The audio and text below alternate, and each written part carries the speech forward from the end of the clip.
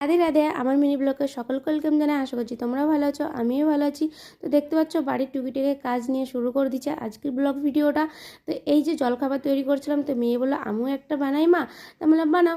যে আমি একটু ভিডিও নিতে গেছি, ও বুঝতে পেরে গেছে, ট্যাচু হয়ে গেল। তো জলখাবার তো রেডি, তারপরে চলে আসলাম দুপুরের লাঞ্চে। তো লাঞ্চে ছিল আজকে পনির দিয়ে একটা নিরামিষ সবজি।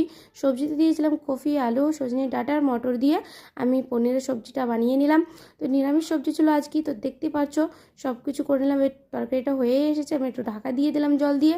তারপরে চলে গেলাম আমরা লাঞ্চ করে নেওয়ার পরে কৃষ্ণ মন্দিরে, যেখানে আমি প্রতি সানডে ওখানে যাই আমি কথা শুনতে।